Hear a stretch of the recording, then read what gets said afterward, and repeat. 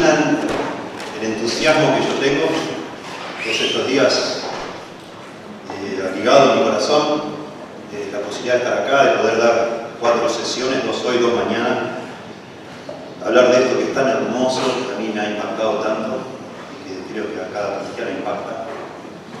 Y mi expectativa, de verdad, es que Dios nos vuele la cabeza con su palabra.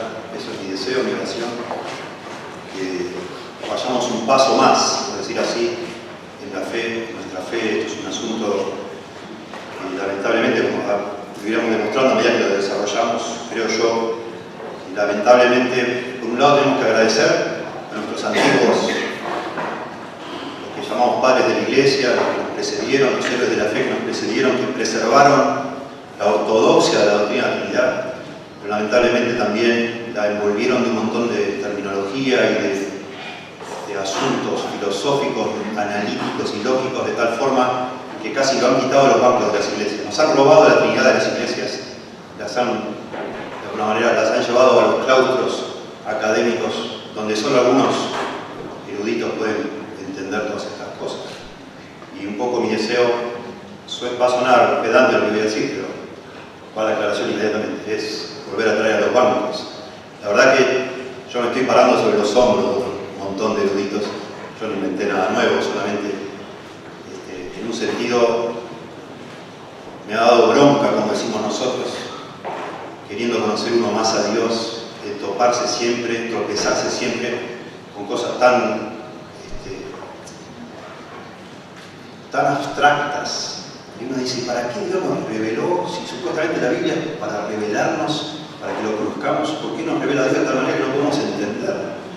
Está bien que Dios, yo entiendo que Dios es infinitamente más grande que nosotros, pero en la Biblia se nos dice que las cosas reveladas son para nosotros, ¿verdad? Dios ha reservado cosas, por supuesto, que solo Dios las comprende, pero todo lo que nos ha dado en las Escrituras es para que lo entendamos.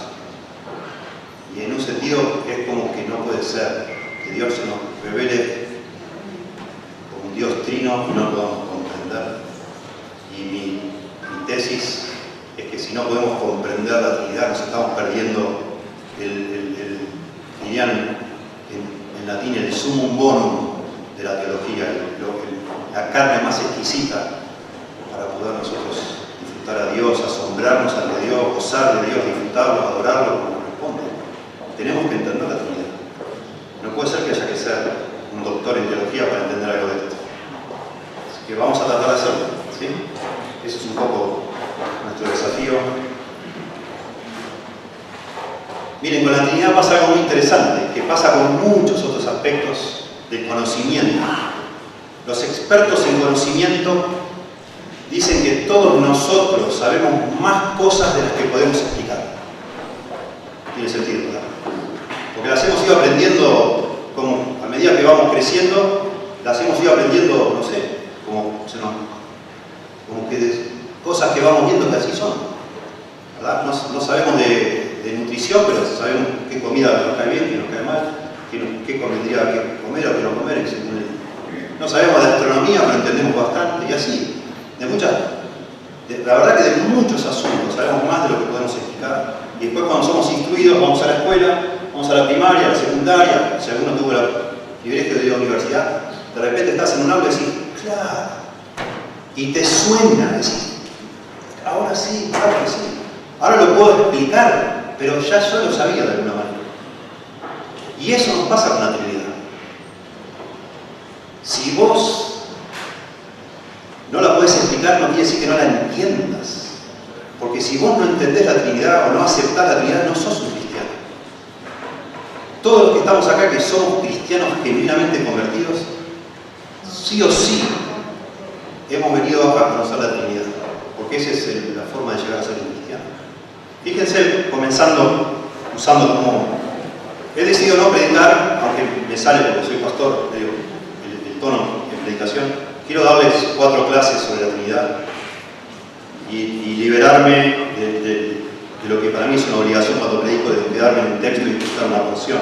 Vamos a dar 4 clases de teología, yendo a los textos y explicando lo necesario para que nos rinda el tiempo, ¿sí? Es, decía, una de las doctrinas más importantes de la fe cristiana. Ninguna religión en el mundo, ninguna, tiene un Dios que es 3 personas. Ninguna. Solo la nuestra. Como tampoco ninguna enseña la gracia, la salvación por gracia absoluta. Nosotros necesitamos comprender la Trinidad. Primero para nuestra alma, por supuesto, y por supuesto para poder defender nuestra fe. Déjeme, antes de meternos acá en 2 Corintios y todos estos asuntos, decir algo que pienso que nos va a ayudar. Hoy va a ser arduo, va a ser duro. Mañana va a ser mejor. Pero mañana vamos a basarnos en lo que expliquemos hoy. Necesitamos ambas partes. Tenemos una manía nosotros los evangélicos, una obsesión de que es querer que todo se aplique a nuestra vida. Entonces estamos escuchando algo y enseguida pensamos, ¿y qué tiene que ver esto conmigo? ¿Y cómo aplico todo esto? ¿Y cómo lo aplico? ¿Y cómo lo aplico? Y es una tristeza que pensemos así. Porque cuando todo lo queremos filtrar, ¿qué me conviene a mí esto? ¿Para qué me sirve? ¿Para qué me sirve? Siempre pensando de una manera pragmática, nuestros pensamientos son demasiado superficiales. Nunca llegamos a la profundidad de nada, porque nos exige pensar demasiado. Y ya enseguida queremos que nos emocione, que decir, ¡ah, qué bendición! Pero necesitamos pensar un buen tiempo antes de poder ir un poquito más profundo. Y este es uno de esos asuntos. ¿Sí? Este es uno de esos asuntos. Yo les aseguro hoy, mañana lo vamos a ver mejor, que la Trinidad se aplica en todo lo que tiene que ver tu vida, porque la Trinidad nos habla del centro de nuestra fe, que es ¿quién es Dios? ¿Quién es Dios? ¿Cómo puede ser tu fe robusta si no sabes cómo es Dios? Y por supuesto que una vez que entendés mejor a Dios, eso enseguida fluye a todas las áreas de tu vida para transformarte, a mí y a vos. ¿Sí? Entonces, por un momento tenemos que calmar esa ansiedad de enseguida ver algo práctico y vamos a tener que hacer un gran esfuerzo intelectual por momentos. ¿Sí? Mi plan es bastante simple. Quisiera hacernos 3 preguntas sobre la Trinidad. En la primera sesión hoy queremos preguntarnos si es bíblica la doctrina de la Trinidad. Ahí vamos a un poquito sobrevolar, si usted ha tomado una clase de teología, quizás ya ha visto algo de esto, un poco los argumentos bíblicos, trataré de hacerlo lo más dinámico que pueda, ver un poco no solo los argumentos bíblicos, sino todas las desviaciones de lo que la Biblia nos enseña, de algo que cuesta mucho para nosotros entender porque escapa a nuestra experiencia. En segundo lugar, y muy relacionado, es si tiene sentido la doctrina de la Trinidad. Ojalá lleguemos hoy a completar, esta es la parte más complicada. La pregunta si tiene sentido es si podemos de verdad comprender o tenemos que ciegamente aceptar aunque no entendamos nada. ¿Sí? Necesitamos tratar de comprender lo que parece una contradicción, que hay un solo Dios, pero ese Dios es 3 personas. ¿Podemos de alguna forma entenderlo eso? Bueno, vamos a ver eso. Y entonces sí, en tercer lugar, vamos a preguntarnos si comprender lo que es la Trinidad hace alguna diferencia. ¿En qué hace una diferencia? Y eso vamos a tratar de ver mañana en 2 sesiones. Y la verdad, yo ya vengo hasta frustrado porque no me va a alcanzar 4 sesiones. No alcanza, imposible. ¿Sí? Imposible con mis notas y lo que no anoté también, ¿no? Pero ya con las notas no creo que llegue. Pero uno pone ahí a ver qué pasa, como Dios nos guía, ¿verdad? Pero es demasiado, nos ahogamos acá. Nos podemos ahogar nadando y nunca llegaremos a tocar el fondo. Y amén que así sea. Esta es la vida eterna, dijo el Señor Jesús, Juan 17:3, que te conozcan a ti, al único Dios verdadero, y a Jesucristo a quien tú has enviado. Vamos a estar toda la eternidad conociendo a Dios. En eso consiste la vida eterna. Obviamente que en 4 sesiones vamos a arañar un poquito la superficie y nada más. ¿Sí? Pero de nuevo mi expectativa es como clavar una espina en cada una de nuestras mentes y corazones para que iniciemos una búsqueda. No en libros de teología, sino en las Escrituras. En las Escrituras. Déjenme decirlo ahora, quizá mañana lo repita. Sucede algo muy extraño con la Trinidad. No se nos habla tan directamente.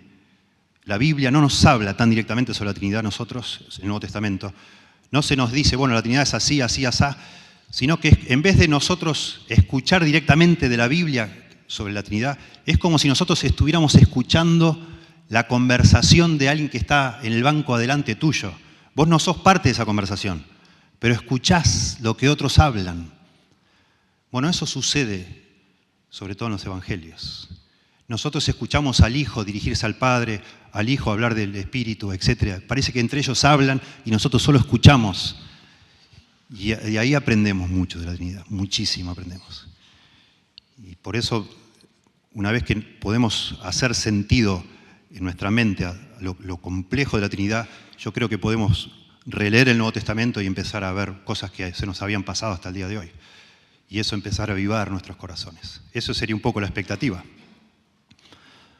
2 Corintios 13-14 que acabamos de leer es muy interesante, porque es sencillamente uno de tantos ejemplos que demuestran lo que acabo de decir. Nosotros experimentamos la Trinidad, aunque no la entendamos. La experimentamos. Y es lo que dice acá Pablo. Es notablemente, Pablo termina su carta a los Corintios y está de alguna manera describiendo a cada una de las personas de la Trinidad en relación con los creyentes, lo que cada una de esas personas hacen con el creyente. Los roles, la función de cada persona en relación al creyente. Y noten que habla de la gracia, del amor, de la comunión que los creyentes experimentamos de cada una de las personas de la Trinidad. Y eso es una constante en las Escrituras. La Trinidad se experimenta antes de que pueda ser definida o explicada por cualquiera de nosotros. La experimentamos. Y por eso es que sabemos mucho más de la Trinidad de lo que podemos explicar a los demás. Claro que sí. La estamos viviendo. Cuando oramos, cuando leemos las Escrituras, cuando testificamos, cuando estamos en una iglesia como esta alabando a nuestro Señor, estamos todo el tiempo experimentando la Trinidad. Si somos convertidos, obviamente. Es imposible ser un cristiano sin haber experimentado la Trinidad. Algunos versículos más les leo, no están ahí en la presentación. 2 Corintios, capítulo 1, versos 21 y 22. Escuchen con cuidado. Yo voy a subrayar conceptos. Y el que nos confirma, 2 Corintios 1, 21, el que nos confirma con vosotros, dice Pablo, en Cristo, y el que nos ungió es Dios, el cual también nos ha sellado y nos ha dado las arras del Espíritu en nuestros corazones. Ahí de nuevo, la Trinidad forma, de alguna manera, los tres al unísono están envueltos, cada uno con una distinta función en la vida de los corintios, de los creyentes en Corinto y por supuesto en nosotros también. Romanos capítulo 8, versículo 9 al 11. Mas vosotros no vivís según la carne, sino según el Espíritu. Si es que el Espíritu de Dios mora en vosotros. Y si alguno no tiene el Espíritu de Cristo, no es de él. Pero si Cristo está en vosotros, el cuerpo en verdad está muerto a causa del pecado, mas el Espíritu vive a causa de la justicia. Y si el Espíritu de aquel que levantó de los muertos a Jesús mora en vosotros, el que levantó de los muertos a Cristo Jesús, está hablando del Padre, vivificará también vuestros cuerpos mortales por su Espíritu que mora en vosotros. Tremendo, tremendo. De nuevo, las tres personas de la Trinidad. En un momento se le llama el Espíritu de Dios, en otro momento el Espíritu de Cristo que mora en nosotros, pero después dice que si tenemos a Cristo, y esa es la experiencia de cada uno que somos cristianos. Porque si no está el Espíritu de Cristo, o el Espíritu de Dios, o Cristo en tu corazón, todavía estás en tus pecados, no has nacido de nuevo.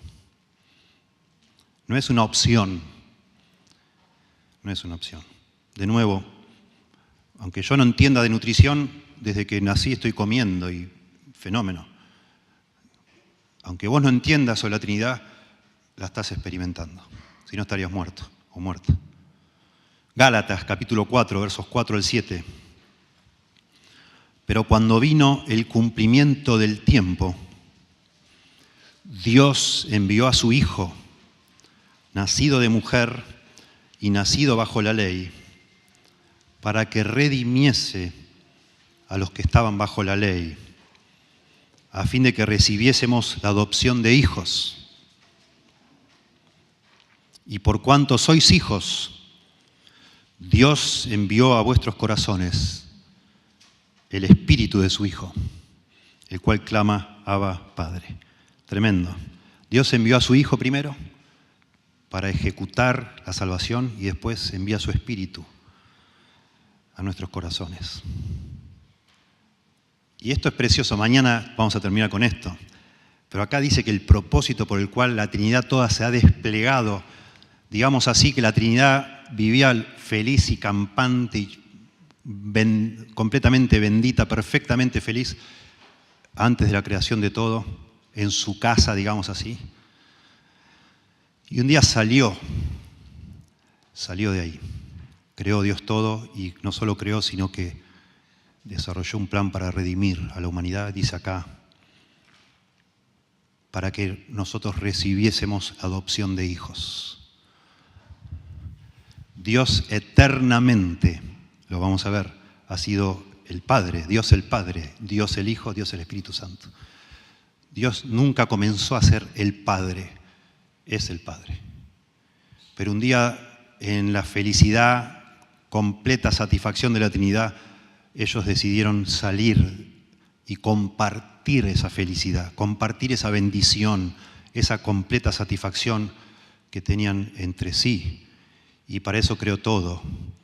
Y en esa creación vino a rescatar a algunos para que esos sean adoptados hijos. Para que Dios no solo sea Padre del Señor Jesucristo, sino Padre tuyo y Padre mío. Tremendo. Tremendo. La Trinidad, mañana lo vamos a ver, la Trinidad es el Evangelio. Es el Evangelio. Porque el Evangelio existe para que Dios, que siempre fue Padre y siempre lo va a ser, satisfecho completamente, pudiera hacernos a nosotros partícipes de esa paternidad también, adoptándonos como sus hijos. Tremendo. Y toda la Trinidad envuelta acá, como lo dice este pasaje de Gálatas, el Hijo y el Espíritu, cada uno haciendo un rol distinto. 1 Corintios 6:11. Y esto erais algunos, mas ya habéis sido lavados, ya habéis sido santificados, ya habéis sido justificados en el nombre del Señor Jesús y por el Espíritu de nuestro Dios. Noten de nuevo, a creyentes, todos los creyentes hemos experimentado esto. El Espíritu que viene a morar a nuestro corazón para santificarnos en el nombre de nuestro Señor Jesucristo, etc. Precioso. 1 Corintios 12, 4 al 6. Ahora bien, hay diversidad de dones, pero el Espíritu es el mismo. Y hay diversidad de ministerios, pero el Señor es el mismo. Y hay diversidad de operaciones, pero Dios, que hace todas las cosas en todos, es el mismo. De nuevo, aquí en el contexto de los dones espirituales, la Trinidad, cada una de las personas está involucrada en este asunto también, de cada uno de nosotros creyentes. Efesios 2, dice el verso 18, porque por medio de Él, los unos y los otros, está hablando de Cristo, por medio de Él, de Cristo, los unos y los otros tenemos entrada por un mismo Espíritu al Padre. De nuevo. Y finalmente, dice Pablo en Efesios capítulo 3, versos 14 al 17, por esta causa doblo mis rodillas ante el Padre de nuestro Señor Jesucristo, de quien toma nombre toda familia en los cielos y en la tierra, para que os dé conforme a las riquezas de su gloria, el Padre, el ser fortalecidos con poder en el hombre interior por su Espíritu, para que habite Cristo por la fe en vuestros corazones. Tremendo. Tremendo. Bueno, ahora vamos a ir siguiendo ese bosquejo, si es bíblica la Trinidad, pero ya que la Biblia es una pequeña introducción, pero quería yo respetar de nuevo, dejar como una especie de prueba de lo que estamos diciendo. Yo dudaba en casa, digo, bueno, ¿qué hacemos? empezamos con lo técnico, enseñando lo que es la Trinidad, la doctrina bíblica de la Trinidad, que es bíblica, mostrando si tiene sentido, y después la aplicación, cuando en la Biblia empieza exactamente al revés.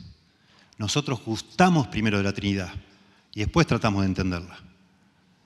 Pero bueno, vamos a empezar en el orden, porque entiendo humildemente, me parece a mí, que para poder llegar a ciertas profundidades de comprensión tenemos que empezar en el orden inverso, como si fuéramos de golpe a la escuela y se nos enseñe de una manera más sistemática. Entonces vamos a empezar analizando, tratando de definir la Trinidad, tratando de ver si es bíblica, después tratando de comprender lo que parece una contradicción o algo que escapa a nuestra mente, y después entonces sí, volver a la aplicación. Mañana volvemos a esto de la aplicación. ¿Correcto? Bueno, vamos a ver después definiciones. Yo tengo acá mis apuntes, una que bastante sencilla que da el doctor Wayne Grudem.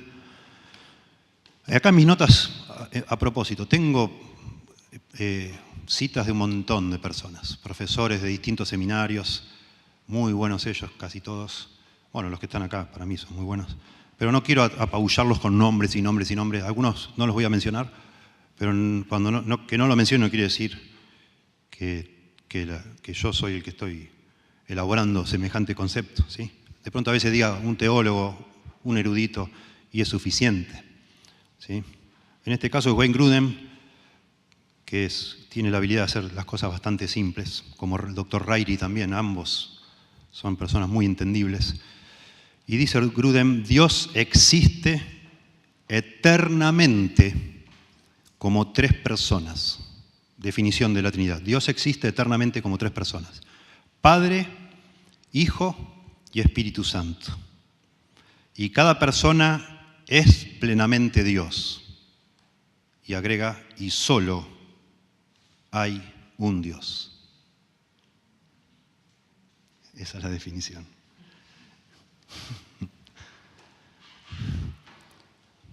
Hay un solo Dios, pero ese Dios existe en tres personas que son completamente Dios.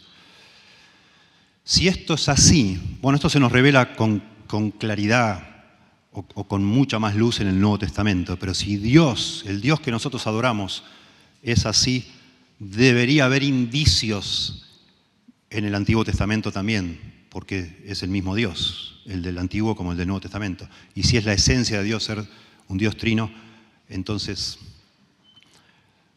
sería muy bueno que empecemos en el Antiguo Testamento viendo si tenemos algunas evidencias bíblicas de que es así, que Dios es uno solo, pero tres personas. Y después, por supuesto, en el Nuevo Testamento, textos que ya hemos citado también, ¿sí?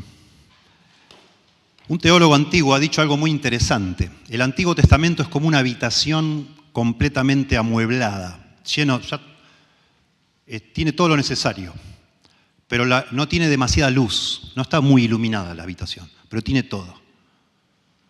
Cuando recién venimos al Nuevo Testamento es como que hay más luz. Y esa luz del Nuevo Testamento nos ilumina lo que hay en el Antiguo Testamento, lo que siempre hubo, pero que no se veía bien. La luz del Nuevo Testamento no cambia nada de lo que hay en el Antiguo Testamento, solo le da más sentido, lo aclara. Ese es el punto. No es que hay una contradicción entre un testamento y otro testamento, para nada. Solo arroja más luz. Y entonces, aunque no sea tan claro, en el Antiguo Testamento sí vemos indicios de la Trinidad, ¿sí? No sé si se llega a ver el tamaño de la letra. Yo sé que esto es muy largo y grande allá, pero en primer lugar, en el Antiguo Testamento notamos que se habla de Dios en muchas ocasiones en plural, como si Dios fuera más que uno.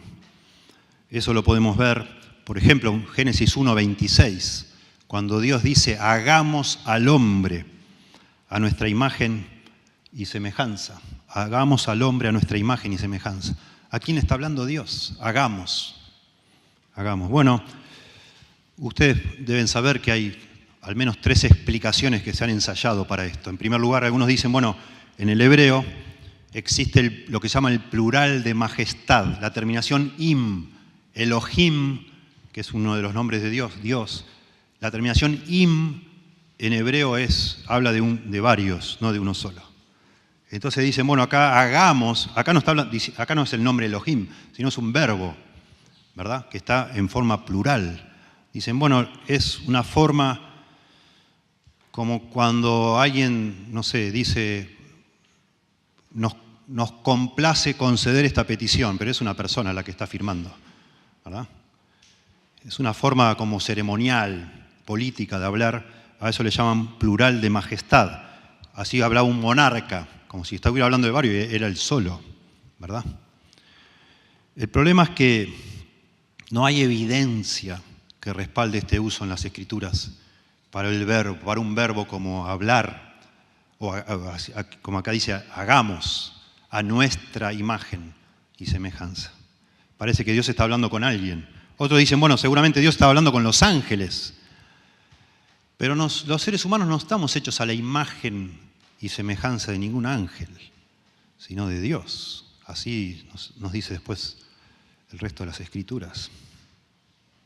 La mejor explicación es entender, de nuevo, porque coincide con el resto de la revelación bíblica, que es una conversación en el seno de la Trinidad, entre las personas que conforman la Trinidad. No dice cuántas personas son, después vamos a saber en el Nuevo Testamento que son 3, pero sí se nos da a entender que es más de una. Lo mismo sucede en Génesis 3:22. El ser humano ha llegado a ser, dice Dios, como uno de nosotros, pues tiene conocimiento del bien y del mal. Lo mismo en Génesis 11:7. Será mejor que bajemos la Torre de Babel, que bajemos varios a confundir su idioma para que ya no se entiendan entre ellos mismos. Y en Isaías 6:8 sucede algo que es notable, porque Dios tiene una conversación. Isaías está frente al trono de Dios, al Señor de los ejércitos, y entonces dice allí, ¿a quién enviaré? Dice Dios, ¿a quién enviaré? Singular, yo, ¿a quién enviaré? ¿Y quién irá por nosotros? Tremendo. En el mismo texto habla en singular, como si fuera Dios uno solo, pero después agrega el plural. Segunda línea de argumento del Antiguo Testamento. En varios textos del Antiguo Testamento, Dios le llama a Dios a otra persona. Cosa que parece raro. ¿Cómo? Dios le dice Dios a otra persona. Y muchos de esos textos son los que Jesús cita en el Nuevo Testamento cuando lo quieren apedrear por blasfemia. Caso Salmo 45, versos 6 y 7. Está un poco finito, ¿verdad? La letra de pronto, para allá atrás. ¿Está finito? ¿Está bien? Ok. Dice Salmo 45, 6 y 7. Tu trono, oh Dios, es eterno y para siempre. Bueno, David le está hablando a Dios, tu trono, oh Dios. Dios es un rey. El rey ora a Dios y dice, Dios, tú eres el rey eterno, tu trono es para siempre. Cetro de justicia es el cetro de tu reino. Has amado la justicia y aborrecido la maldad. Por tanto, te ungió Dios, el Dios tuyo. ¿Cómo? Bueno, de nuevo, el Nuevo Testamento arroja luz y Jesucristo claramente dice que Él es el Rey, Él es el Mesías. Y su Dios lo ungió como tal. O sea, Dios, el Padre, ungió a Dios el Hijo. Impresionante. Son dos personas separadas. Uno hace algo con el otro. Lo mismo pasa en el Salmo 110. Salmo 110. Jehová dijo a mi Señor. Jehová, el Señor, dijo a mi Señor. Las traducciones modernas, muchas veces en vez de traducir Jehová, ponen el Señor. El Señor dijo a mi Señor, siéntate a mi diestra hasta que ponga a tus enemigos por estrado de tus pies. Bueno, Jesucristo usa este pasaje. Ustedes lo pueden ver ahí en Mateo 22, 41 en adelante. Pero el Señor usa para defenderse. ¿Qué es eso de que el Señor le dijo a mi Señor? ¿Cómo Dios le va a decir a otra persona Dios? O sea, como que David está diciendo, bueno, yo tengo dos a los cuales yo llamo Señor.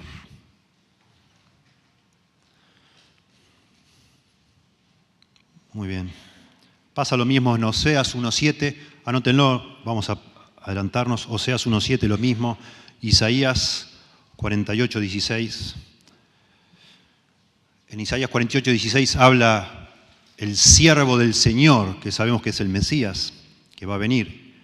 Y dice el Mesías, y ahora me envió Jehová el Señor y su Espíritu, como si fueran personas separadas, personas distintas. Y después, otra línea argumental, no lo vamos a ver todos esos textos, pero al ángel de Jehová se le trata como a Dios. Y en varios textos también parece confuso, como decir, pero ¿cómo?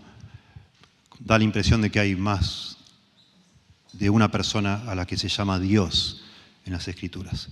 Y por supuesto, yendo al Nuevo Testamento, ya hemos visto todos estos pasajes que he leído, son todos argumentos del Nuevo Testamento. El Nuevo Testamento claramente habla de más de una persona a la que llamamos Dios, y ahí se nos hace la luz y sabemos que uno es el Padre, el Hijo y el Espíritu Santo. Eso se ve de una manera preciosa en el bautismo de Jesús. Hermoso. En el bautismo de Jesús, en el momento que Juan el Bautista estaba bautizando a Jesús, dice que se abrió el cielo y desciende el Espíritu como una paloma y se escucha una voz, la voz del Padre, que dice que este es mi Hijo amado.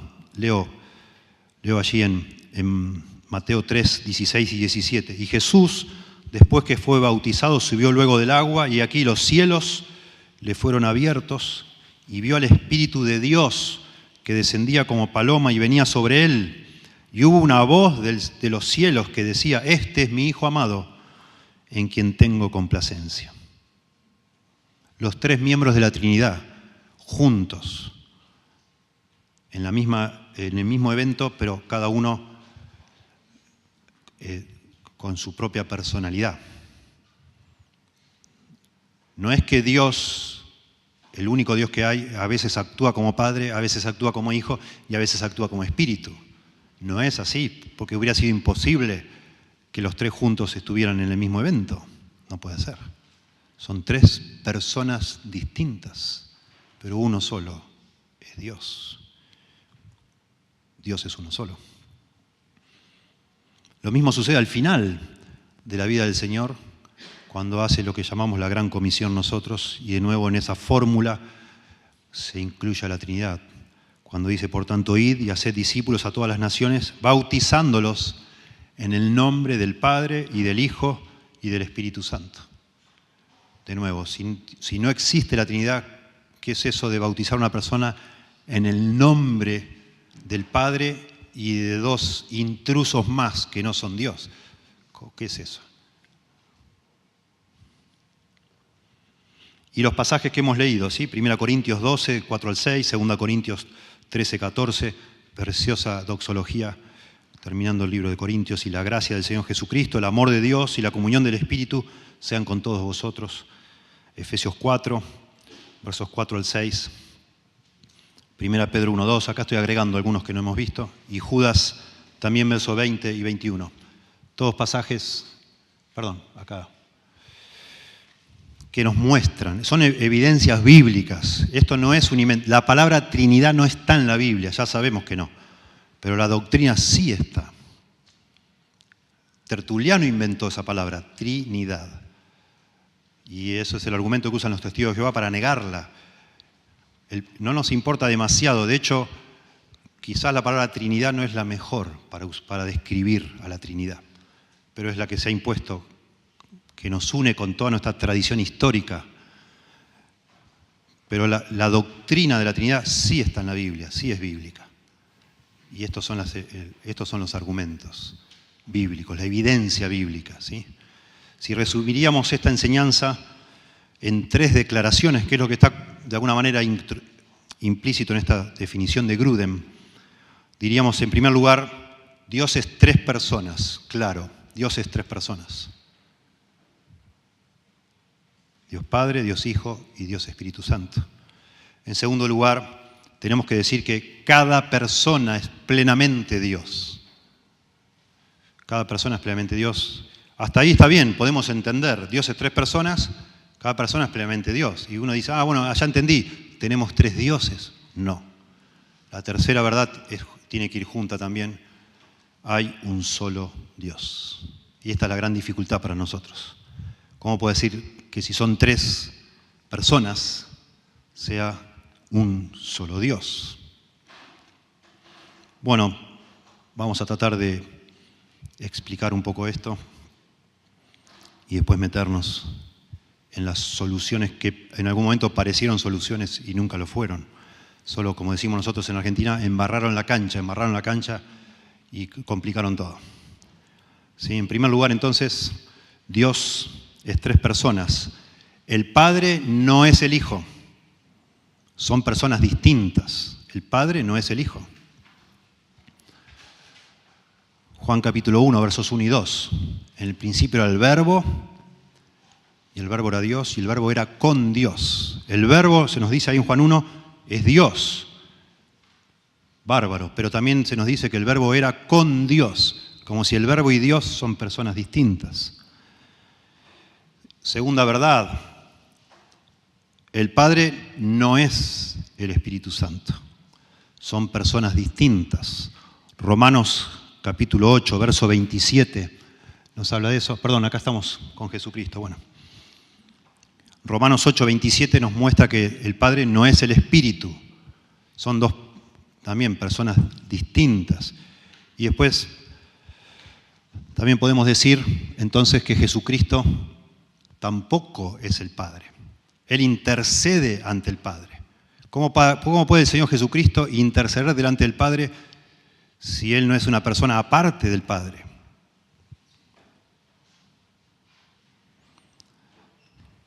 Estamos tratando de mostrar que esto está en la Biblia. Nadie lo inventó, nadie lo forzó dentro de la Biblia. Está. La dificultad nuestra es que no tenemos nada en nuestra experiencia similar a la Trinidad que podamos, por analogía, compararlo y entonces comprenderlo. ¿Sí? Así es como nosotros comprendemos las cosas. No sé. Ahora, con el cable, la televisión, internet, todos parece que sabemos de todo, pero en otra época yo recuerdo tratar de explicarle, no sé, a un mexicano que era una empanada, o tratar de explicarle a una persona que era un taco mexicano, y tenés que decirle, bueno, una empanada es parecido a un taco, pero todo cerrado, etc. Para poder explicar algo que una persona no conoce, lo tenés que comparar con algo que sí conoce. Eso se llama hacer una analogía. Nuestro pensamiento es analógico en ese sentido. Hacemos todo el tiempo comparaciones o contrastes. Decimos, bueno, es un retac, es como un ladrillo, pero diferente en este sentido. Decís en qué sentido es similar, en qué sentido es distinto, y ahí lo vas tratando de que la otra persona lo pueda entender, imaginar. Cuando queremos empezar a describir a Dios, dice Dios mismo, ¿con qué me compararéis? ¿A qué me haréis semejante? No podemos. Y ahí se nos queman todos los papeles. El punto, nosotros, los creyentes, que tenemos que primero discernir es si algo que se nos manda a creer está en la Biblia.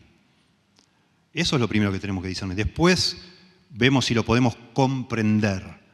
Pero el primer esfuerzo nuestro es asegurarnos que está en la Biblia. Después nuestra fe, que lo acepta, aunque no lo entiende del todo, pero lo acepta porque ve que lo dice Dios, entonces la fe nos ayuda a esforzarnos para comprender. La fe trata de comprender, pero no podemos, si solo vamos a tener fe en lo que podemos comprender, nuestra fe sería chiquitita así. Ese es el gran problema de muchas personas que han despojado a la Biblia de cualquier cosa sobrenatural, porque decían, no puede ser. Los ángeles, yo nunca vi un ángel. Eso es un cuento para niños. El infierno, no. Y así van quitando. Jesús caminó sobre el agua. No, ese día seguro que les pareció, ¿viste? Cuando hay un espejismo, así, cuando el asfalto está caliente, parece mojado, seguro que ellos vieron algo así. Y así, el mar rojo no se abrió, el viento sacó. Y empiezan a quitar todo lo que no pueden explicar. ¿Qué fe puedes tener así? No. Pero el otro extremo tampoco es, bueno, ciegamente yo acepto todo lo que me digan, porque en mi iglesia me dijeron que es así. No. Veamos si está en la Biblia, y eso estamos tratando de hacer. Después vemos de qué forma en la Biblia se nos ayuda a que esto tenga sentido, porque si persiste esto que para nosotros no tiene sentido, pero decir, bueno, lo acepto igual, pero no lo comprendemos, ¿cómo lo vas a aplicar a tu vida si no entendés nada? Lo tenés ahí como diciendo, bueno, yo creo en la Trinidad como si fuera un santo y seña de decir yo soy un cristiano, yo soy ortodoxo, no soy un falso cristiano. Pero no lo usás para nada más, solo para identificarte como un cristiano ortodoxo. Pero parece que solo para eso sirve la Trinidad, si no la puedes entender. Porque no tiene ninguna relación con vos, porque no tiene sentido. Por eso vamos por partes, tratando de entender primero si es que la Biblia realmente muestra esto, y entonces, de nuevo, no tanto en definiciones, sino mostrándonos en todo el entramado de la Biblia, vamos viendo eventos, situaciones que nos muestran claramente que Dios es tres personas distintas. Por ejemplo, cuando Jesucristo intercede ante el Padre. Por ejemplo, cuando Dios envía al Espíritu a morar en nuestro corazón. Juan capítulo 8, etc. ¿Sí? Dios es tres personas. El Padre no es el Hijo. El Padre no es el Espíritu Santo. Y el Hijo no es el Espíritu Santo. Son personas distintas. Y cada una de estas sentencias las podríamos llenar de textos bíblicos para demostrar que esto es así. Que Dios, el Padre es Dios, eso está por toda la Biblia. Puse solamente Génesis 1:1, en el principio creó Dios los cielos y la tierra. Nadie puede dudar que el Padre es Dios, ¿verdad? En segundo lugar, que el Hijo es plenamente Dios, lo vemos también muchísimo en los evangelios, el evangelio de Juan sobre todo, de nuevo, en el principio era el Verbo y el Verbo era Dios y el Verbo era con Dios. Lo mismo en el comienzo de 1 Juan. Y que el Espíritu Santo es plenamente Dios, bueno, entre otras cosas se puede demostrar en Hechos capítulo 5. Ustedes se acuerdan cuando Ananías y Zafira mienten al apóstol Pedro, a los apóstoles, haciéndoles creer que habían puesto todo el dinero de la venta de su propiedad, pero se estaban reteniendo una parte. Y Pedro le dice, has mentido a Dios. Y en otra parte, ahí mismo casi, dice, has mentido al Espíritu Santo. Porque en la mente de Pedro, Dios y el Espíritu Santo eran la misma cosa. Y ya hemos visto otros pasajes. Por ejemplo, Romanos 8, donde se muestra lo mismo. ¿Sí? Bueno, hasta acá. Miraba para atrás porque me di cuenta que no coincidía. Hasta ahora empieza a coincidir de nuevo. Está bien. Y en tercer lugar, hay un solo Dios. ¿Sí? Primero dijimos que hay tres personas a las que se llama Dios. Segundo, que cada una de esas personas es plenamente Dios. Pero en tercer lugar hay que decir, la Biblia es inequívoca, que hay un solo Dios. Hay un solo Dios, no tres dioses. Y solo algunos pasajes, ustedes seguramente enseguida se les viene a la mente muchos de ellos. Deuteronomio es uno de estos pasajes tan conocidos, lo que llamamos la Shemá. Para el pueblo de Israel esa era la ley más importante, la ley de las leyes. Jesucristo dijo, de alguna manera también resumiendo toda la ley en este pasaje, oye Israel, Jehová nuestro Dios, Jehová uno es. Y amarás a Jehová tu Dios, continúa, con todo tu corazón y de toda tu alma y con todas tus fuerzas. Es interesante que la palabra ahí para uno, Jehová uno es, en hebreo es la palabra echad, que es la idea de una unidad compuesta, uno unido, esa es la idea. Y notablemente la mejor forma de explicarlo es ver cómo la usa en Génesis, capítulo 1, cuando dice, dejará al hombre a su padre y a su madre, y se unirá a su mujer y serán una sola carne. Es la misma palabra ahí, echad. Hombre y mujer se unen y son una sola carne, una unidad compuesta. Dios es uno, pero al decir que es uno, no estamos excluyendo la posibilidad de que ese único Dios que existe sea más de una sola persona. Primera Reyes 8:60 dice, a fin de que todos los pueblos de la tierra sepan que Jehová es Dios y que no hay otro. Isaías 45, 5 al 7, y yo soy Jehová y ninguno más hay, no hay Dios fuera de mí. Y continúa. En el verso 6 dice que no hay más que yo Jehová y ninguno más que yo. No hay más que un solo Dios, dice el Señor. 1 Timoteo 2:5, porque hay un solo Dios y un solo mediador entre Dios y los hombres, Jesucristo hombre. Romanos 3:30. Uy, yo estoy acá, estaban todos juntos. Bueno, Romanos 3:30. Porque Dios es uno, dice Romanos 3:30. 1 Corintios 8:6. Para nosotros, sin embargo, solo hay un Dios, el Padre, del cual proceden todas las cosas, y nosotros somos para Él, y un Señor, Jesucristo, por medio del cual son todas las cosas, y nosotros por medio de Él. Tremendo, 1 Corintios 8:6. Hay un solo Dios, el Padre, y un solo Señor, que es sinónimo de decir Dios, Jesucristo. Santiago 2:19. Tú crees que Dios es uno, bien haces. Los demonios creen y tiemblan, dice ahí. De manera que entonces, que podríamos resumir con un gráfico lo que sería el concepto de Trinidad. Estas tres verdades tienen que ser sostenidas simultáneamente. Si alguna de estas verdades la quitamos, ya no es Dios, no es el Dios de la Biblia. Y eso es lo difícil de la Trinidad, para entenderla. Porque si quitáramos una de estas tres, entonces no habría ningún conflicto. Piensen por un momento. Cada persona es Dios, son tres personas y hay un solo Dios. Si sacamos hay un solo Dios, nos queda cada persona es Dios, tres personas. Perfecto, ningún problema, lo puedo entender. Tenemos tres dioses, listo.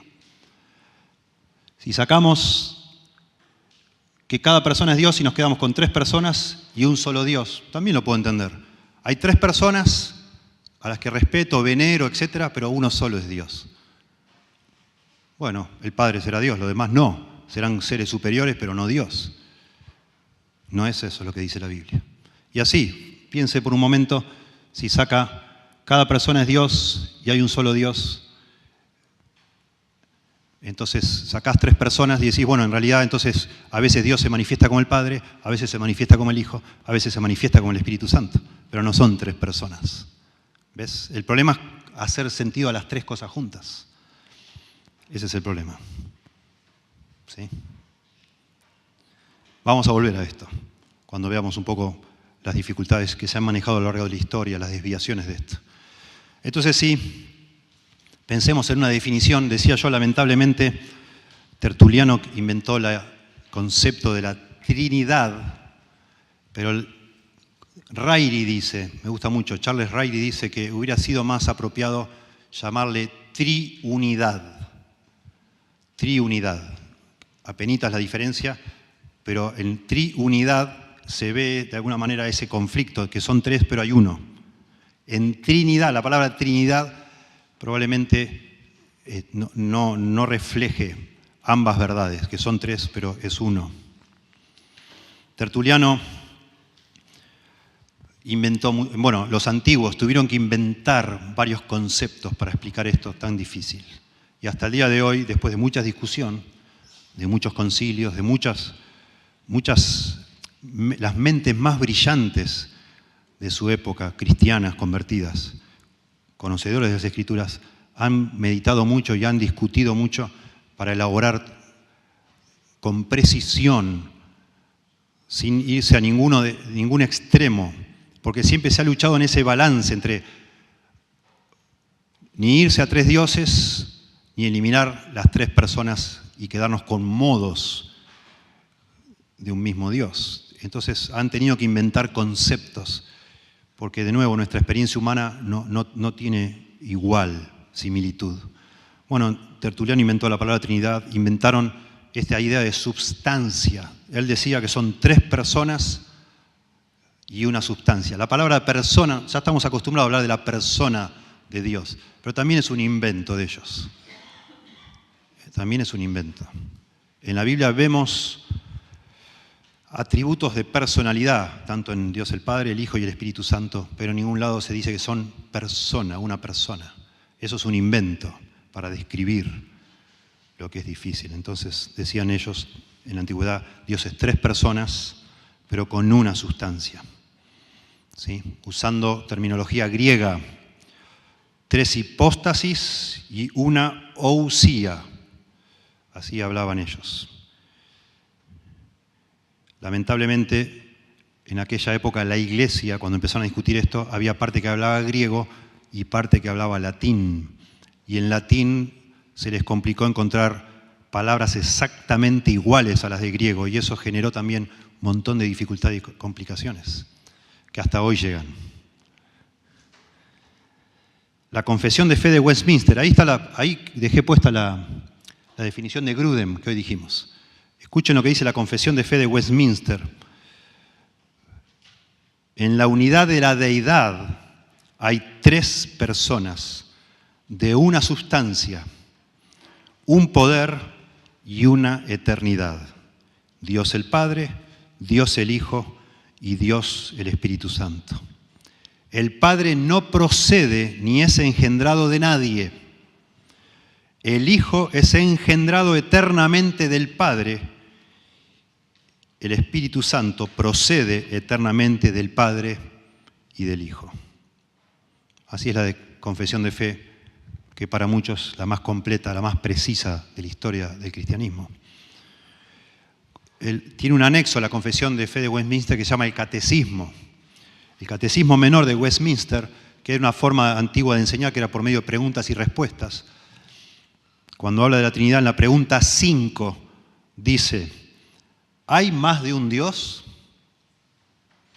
Y se contesta: no hay sino uno solo, el Dios vivo y verdadero. Esa es la pregunta 5. ¿Hay más de un Dios? No hay más que uno solo, el Dios vivo y verdadero. La pregunta 6 dice: ¿cuántas personas hay en la divinidad? Y contesta: hay 3 personas en la divinidad, el Padre, el Hijo y el Espíritu Santo. Y estas 3 personas son un solo Dios, las mismas en sustancia, iguales en poder y en gloria. Notablemente, si ustedes han estado conectando con lo que veníamos diciendo, noten que retiene la confesión de fe de Westminster el concepto de sustancia, el concepto de persona, que viene ya desde la época de Tertuliano. Dice Schaffer, su definición: la Trinidad está compuesta de 3 personas unidas, sin existencia separada, unidas tan completamente que forman un Dios. La naturaleza divina subsiste en las 3 distinciones, Padre, Hijo y Espíritu Santo. Ahí hay un concepto también, subsiste. Ahí vamos. Y entonces yo pongo la que para mí es la definición más hermosa, que es la de un hombre llamado Barfield, Benjamin Barfield. Benjamin Barfield dice: solamente hay un Dios único y verdadero. Pero en la unidad de la deidad hay 3 personas, coeternas y coiguales. Iguales en sustancia, pero distintas en subsistencia. Y noten que marqué 3 palabras ahí, ¿sí? Que son las palabras que necesitan explicación. Son palabras, de nuevo, inventadas para poder explicar esto. ¿Sí? Solamente hay un Dios único y verdadero, pero en la unidad de la deidad hay 3 personas, coeternas y coiguales. Ninguna de ellas comenzó a existir en algún momento, siempre existieron, coeternas y coiguales. Nadie es superior a nadie, son todos iguales. En sustancia, pero distintas en subsistencia. Acá nos vamos metiendo en la dificultad de la segunda pregunta que vamos a elaborar después, o tratar de contestar. Si enfatizamos demasiado la unidad, perdemos la distinción. Entonces ya no tenemos 3, es una sola. Si enfatizamos demasiado las diferencias, podemos dañar la unidad de que hay un solo Dios. Entonces ahí está siempre uno tratando de balancearse entre esos 2 errores. Y acá se lo ve esa dificultad. porque son tres personas coeternas, coiguales, iguales en substancia, noten, concepto inventado, pero distintas en subsistencia.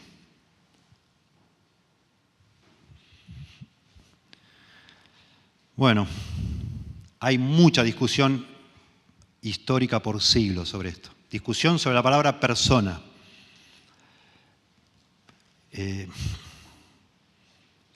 Algunos han propuesto, un teólogo famoso, no importa quién, ha propuesto llamarles tres modos de ser. Casi lo matan cuando dijo eso. Porque hay una herejía llamada modalismo. Y ya la palabra modo ya te haces... A algunas personas ya les causa un rechazo. Dice, no, modos de ser no. ¿Qué es eso de modos de ser? Entonces, no. Otro teólogo propuso decir modos distintos de subsistir en lugar de persona. Modos distintos de subsistir. Difícil también para nosotros comprender eso. ¿Qué es eso? Y otro hombre, que a mí me gusta mucho, que es profesor todavía actualmente del seminario de Dallas, se llama Scott Horrell. Él es profesor de teología y de justamente la materia de la Trinidad. Él usa el concepto de centros de conciencia. Dios tiene 3 centros de conciencia. Solo digo esto para que ustedes puedan imaginarse la dificultad que hay acá y la discusión académica de todas estas cosas. Centros de conciencia. Vamos a volver a esto. Es muy interesante porque Scott Horrell empieza a explorar la Biblia tratando de mostrar esto y es realmente interesante y valioso, yo creo. Miren, esto es un trabajo que vamos a hacer, parece técnico, pero vamos a llegar a algo que es precioso para nosotros. Como yo dije, volver a los bancos, sacar todos estos tecnicismos. Pero tenemos que entenderlos para ir sacando uno por uno sin miedo a ser herejes. ¿Sí? Porque hay ese miedo, como diciendo, no, ¿yo quién soy para dudar de esto? Si hace 2000 años que están usando la palabra tal o cual, ¿cómo la voy a quitar? ¿Quién me creo yo? ¿La mamá de Tarzán, como diría Henry? No, y no te animás, y no te animás, y no te animás. Pará, yo me animo a decirte que sí, deberíamos sacar algunos de estos conceptos, para que entonces la Trinidad, de nuevo, tenga sentido para nosotros, sin violentar nada de lo que está en la Biblia. Bueno, subrayamos también la palabra substancia y la palabra subsistencia. Escuchen lo que dice Rairi. La palabra substancia pudiera ser demasiado materialista. Algunos preferirían usar la palabra esencia.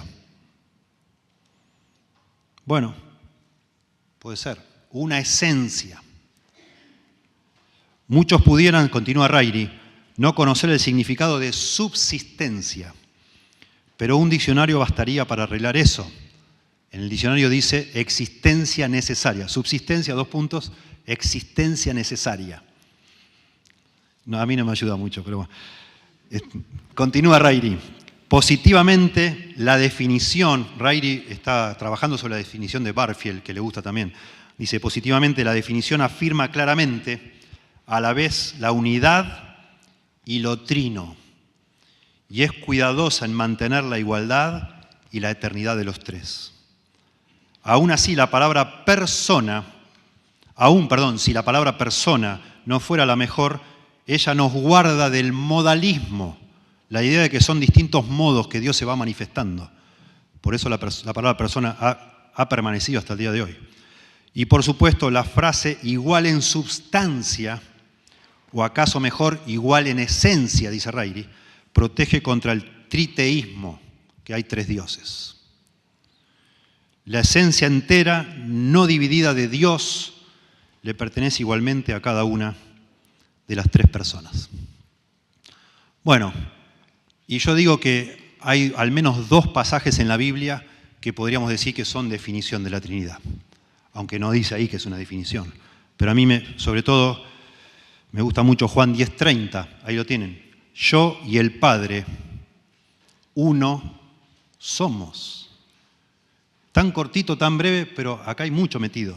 Yo y el Padre son 2 personas distintas. ¿Sí? Noten esto de cuando Jesús habla de yo. Esto es lo que Scott Horrell llama centro de conciencia. O sea, una persona que es consciente que es una persona, yo. Y el Padre, uno, singular, somos, plural. Tremendo. Algo hay ahí, digamos. De nuevo, no está la palabra Trinidad, pero ahí, ¿cómo manejas eso si no podés distinguir que hay un solo Dios, pero al menos aquí dos personas distintas que son ese Dios? Y por supuesto Juan 1:1, que es precioso. En el principio era el Verbo, y el Verbo era con Dios, y el Verbo era Dios. De nuevo, aquí hay distinciones. El Verbo es una cosa, una persona. Dios es otra persona. Pero el Verbo es Dios. Porque si el Verbo está con Dios, es que están los dos, como entidades diferentes, pero hay un solo Dios, porque el Verbo es Dios. Ustedes saben que a lo largo de la historia, y habrán escuchado seguramente, los que más han estudiado o han leído, que hay un montón de analogías supuestamente para explicar la Trinidad. El huevo, ¿no? La yema, la clara, la cáscara, el trébol, algunos dicen, no sé cómo, pero bueno. El agua, ¿no? Que es hielo, estado sólido, líquido y gaseoso, etcétera, y no sé qué más. Que una persona puede ser, no sé, padre, esposo y profesor, yo qué sé. Cosas por el estilo. Eso sería modalismo, a propósito, pues la misma persona. Ninguna analogía sirve para explicar la Trinidad.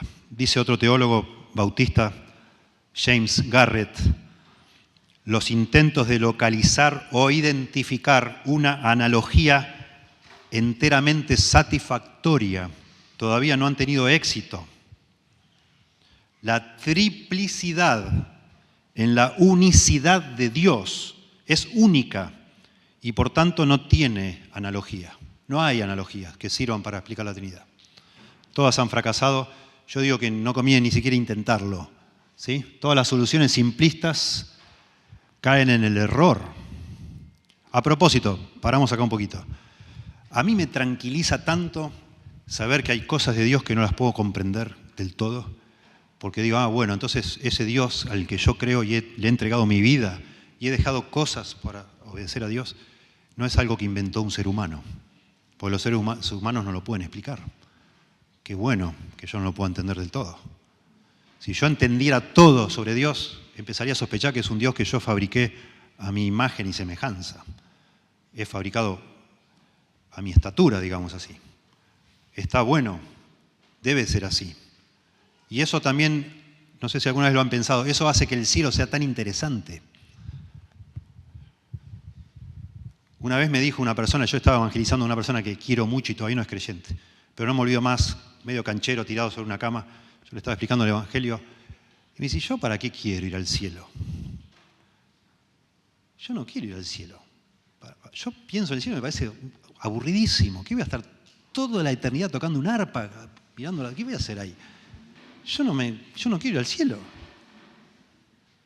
Imagínate el cielo, toda la eternidad, ¿qué vamos a hacer en el cielo? Bueno, tema para otra conferencia, ¿no? Interesante, pero entre otras cosas, ya dijimos, Juan 17:3, esta es la vida eterna, que te conozcan a ti, el único Dios verdadero, y a Jesucristo a quien tú has enviado. Conocer a Dios es el atractivo más grande del cielo, no las puertas de perla, las calles de oro. A los 2 semanas, yo cuando me fui a vivir a California iba andando en el auto y decía, wow, las montañas, wow, qué tremendo, wow. Después ya no te importa más, qué montaña ni montaña. Claro, porque acá está después de un tiempo ya está, siempre lo mismo. Cuando me acuerdo hace muchos años, salían revistas sobre videojuegos, Family Games, juegos de computadora. ¿Se acuerdan ustedes? Los más grandes. Y entonces vos comprabas, porque había muchísimos juegos, demasiado, y daban como un ranking de cada uno, los evaluaban, etc. Y había como de cada juego de esos de computadora había como un código, digamos así, un criterio de cómo lo evaluaban, ¿no? Jugabilidad, etc. Y en uno de los puntajes que ponían era cuánto tiempo un pibe, un adolescente, podía jugar interesado todavía en el juego. Cuánto demoraban a aburrirse con ese juego. Y los juegos, los mejores, los juegazos, duraban 6 meses, 7 meses. Hay chicos que se compran un videojuego, a la semana ya llegaron al último nivel, ya está. ¿Verdad? Están todo el día ahí, ni comen, ¿viste? Están ahí. Y ya está. Ya otra cosa, y otro, vas a comprar otro y así. Que Dios sea así como es, nos da a nosotros la garantía que jamás de los jamases, nadie jamás va a poder aburrirse de conocer a Dios. No vamos a llegar nunca a conocerlo del todo. Y ese es el atractivo más grande del cielo. Jamás nadie va a estar en el cielo sin saber qué hacer. Es una contradicción enorme, imagínate. Es precioso conocer a Dios. Precioso. Es inagotable la persona de Dios. Y por supuesto que eso tendríamos que ya desde ahora reconocerlo, y por eso esto en un sentido es tan difícil. Nos muestra lo incapaz que somos nosotros y lo enorme y maravilloso que es nuestro Dios. Las analogías son imperfectas, dijimos, y ya también dijimos que cualquiera de estas 3 verdades que hemos dibujado en un triángulo, minimizar cualquiera de estas conduce al error, a la herejía, a una deformación, una caricatura de Dios, que no es Dios, es un ídolo. Estas, no sé si se llega a ver, pero esto es clásico, si ustedes ponen Trinidad y buscan en Google, ponen dibujitos en la parte de imágenes, este es el gráfico para mí más claro que se ha inventado para explicar estas 3 verdades. Noten qué precioso, es un triángulo, con cada vértice una de las personas de la Trinidad. Y entonces el Padre no es el Hijo, el Padre no es el Espíritu Santo, el Hijo no es el Espíritu Santo. Y obviamente eso es de ida y vuelta. Pero en el medio, el Padre es Dios, el Hijo es Dios y el Espíritu Santo es Dios. Para mí, en este gráfico se resume lo que estamos tratando de entender, esa tensión entre estas verdades que son simultáneamente ciertas cada una de ellas.